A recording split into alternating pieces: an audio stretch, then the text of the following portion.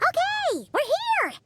Now, we just need to play the 3 melodies, and we should be able to gather the memories for the next chapter, right? A musical performance? Out of all the things Miss Lisa has taught me, that's the one I'm worst at.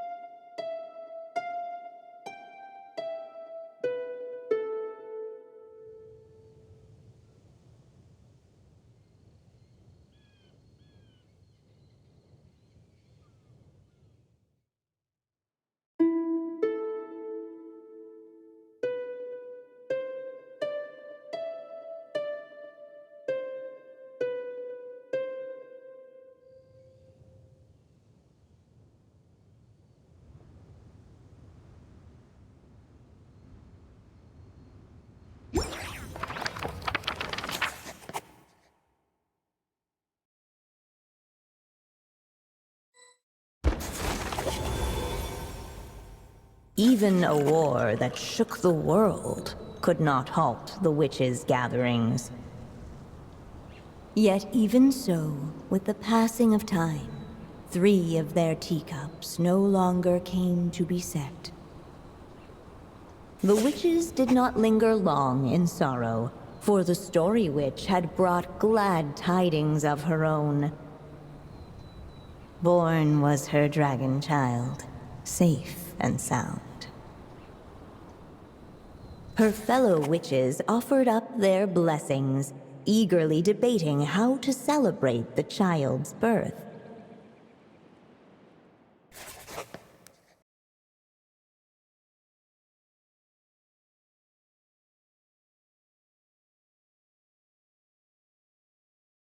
In the end, they settled on the most vibrant balloons they could find. After all, what could be more joyous than the arrival of new life? And so, the witches' gathering turned into a birthday celebration.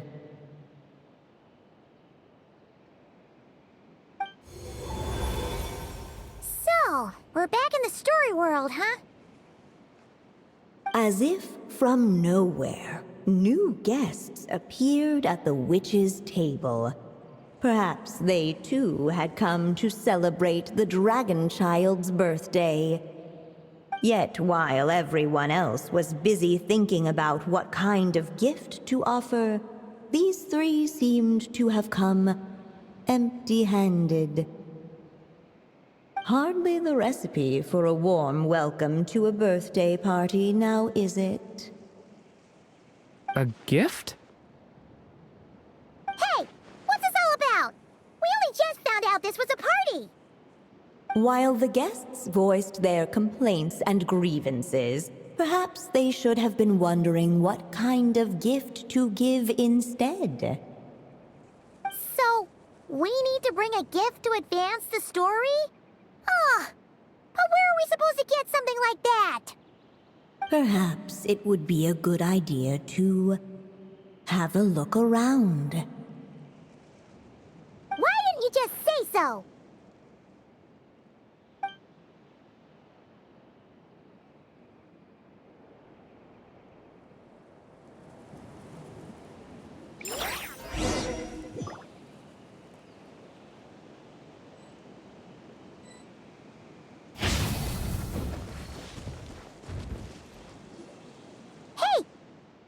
These as gifts, maybe? At last, the guests found something to give the dragon child. Guess that's a yes, then.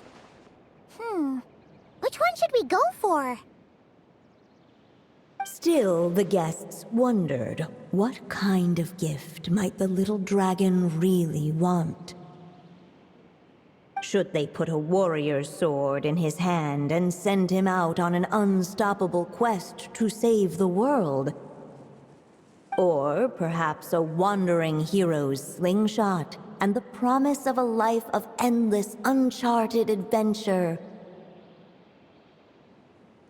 Or maybe even a scholar's tome and the chance to take on all the world's unsolved mysteries. Okay. Wow. That's a lot of pressure all of a sudden. Oh yeah! Technically, we're actually picking a gift for you. So, which one would you prefer? You want me to choose? Wow, this feels kinda special. How come? For as long as I can remember, I've spent most of my time living in the stories my mother created. I always thought my mother had everything written out for me already, just like the toy figures in Constellation Metropole. What I wanted to do with my own future. Huh. That's something I've never really thought about. What did I want back then? Ah. This is the first time I've ever asked myself that question.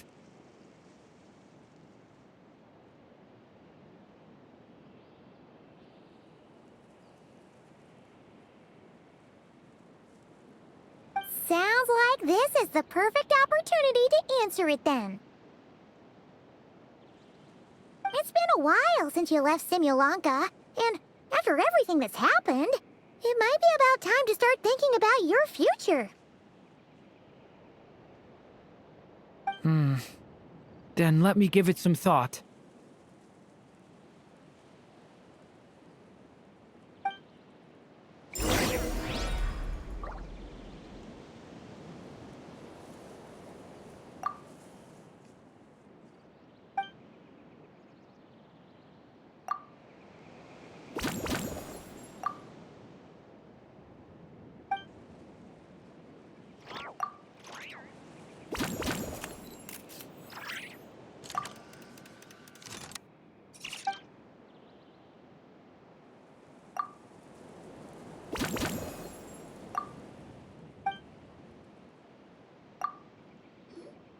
In the end, the guests settled on the Scholar's Tome. So you're the scholarly type, huh? I just feel like I should learn more about the way the world works. What makes you say that?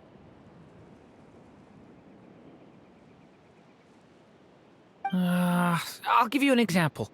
Did you know that in Mondstadt, using fire to catch fish is a punishable offense?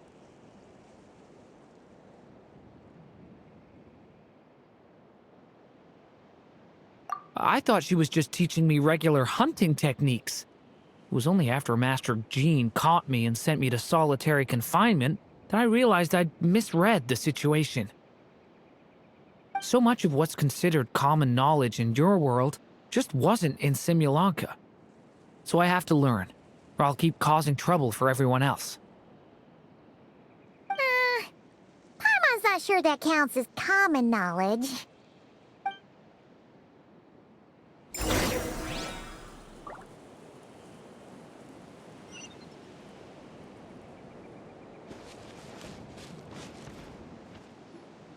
Alright, they should let us in now that we've got a gift, right?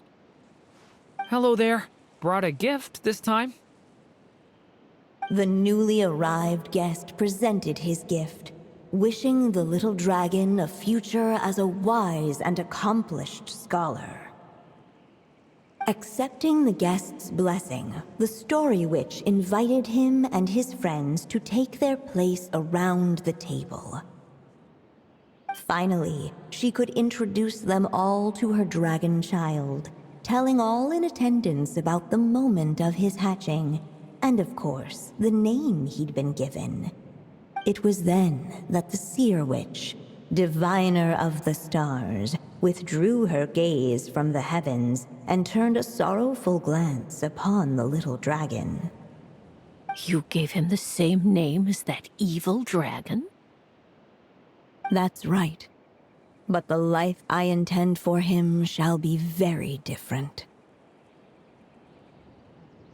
What folly, to love so blindly. For as you must know, a name is the mirror of destiny itself. He who bears an evil dragon's name must also inherit the fate of its previous owner. His fate has been foretold. Then I'll rewrite it. The witches at the table fell silent, for they knew the seer witch's words had never once proven wrong. Yet, just as clearly, they recognized the story witch's resolve, for there is scarce a force in this world more fearsome than a mother's love. At last, the merry witch stepped forward, dispelling the uneasy silence. So be it. Then we'll all lend a hand. Together, we shall rewrite this child's fate. You mean to defy one of the fundamental rules of this world?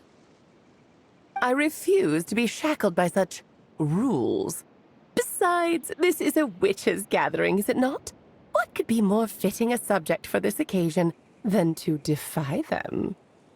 Oh? Sounds like an interesting experiment. I suppose, were we to succeed in this endeavor, we might bring a touch of wonder to this otherwise dreary sky of stars. The merry witch finally talked them all round, just like she had done many times before. Warm and strong as the sun she was, so much so, in fact, that those who her light shined down upon had no choice but to bask in it. And so the witches readied their gifts, 3 marvels of the cosmos.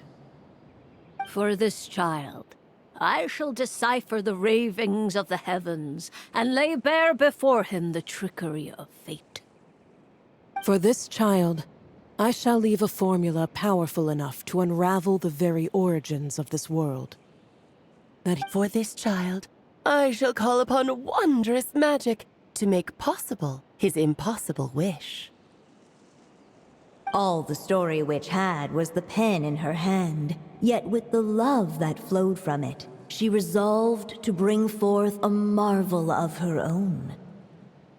For this child, I shall leave behind the last story I will ever write, and with it, a path to an ending yet untold. With the witch's blessings given and received, the little dragon's fate at last began to turn. In the midst of the dragon child's birthday celebration, the seer witch proclaimed her prophecy. The child had been given the evil dragon's name, and with it, the burden of its fate. But hearing this, the story witch vowed to rewrite it all, for such was her love and resolve. And so the other witches offered their gifts in turn, marvels as rare as any in the cosmos. Together, they sought to test one of the fundamental laws of this world, in part to support a mother's love, and in part to sate their own curiosity. Oh, and I almost forgot. Our new guests came bearing blessings of their own. Who knows?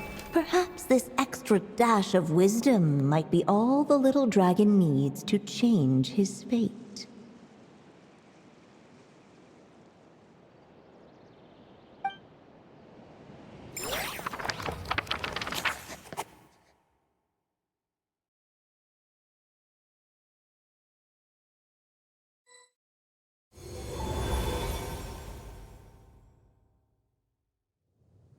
Yep.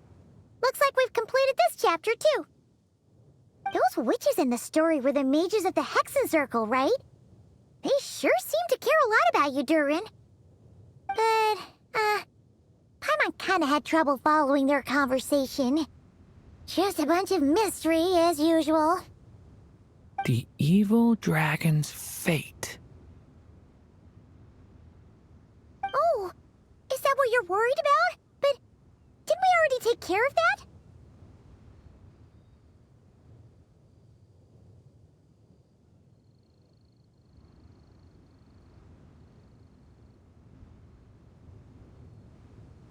Ah, the mages must have had a hand in that, too.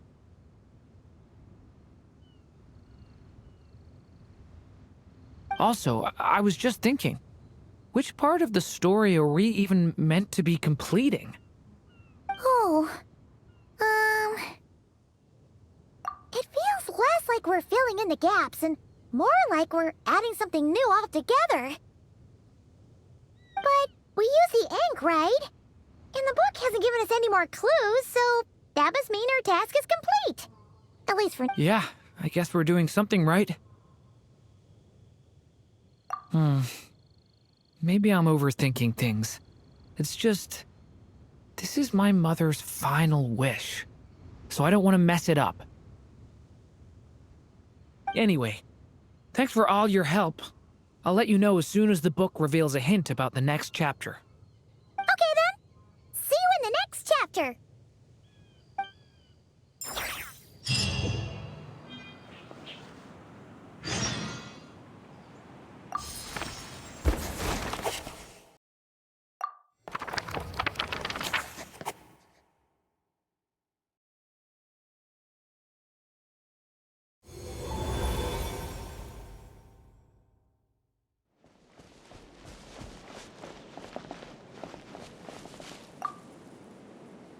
As of late, the tricksy witch has nearly the entirety of the snowy lands in her grasp. Now none but the Tsar can command her submission. Such a pity that she can no longer spare the time to join our gatherings. Tell me, does the Wander Witch still roam among the stars? Who can say how long we'll have to wait for her return? I had hoped sharing all the fun little stories from our gatherings might entice her to remain. Then how about the Memory Witch? Does she still walk the mortal realm? Yes, she has that secret mission of hers to accomplish, so she couldn't make it to our gathering. But she doesn't seem to regret her choice, so naturally, it's not my place to pry. As rare a chance to gather as this. And yet, almost half of us are absent. Cheer up. At least you came with good tidings. I suppose I'm just feeling a little sentimental. After all, there will come a day when I, too, am among... Scatter!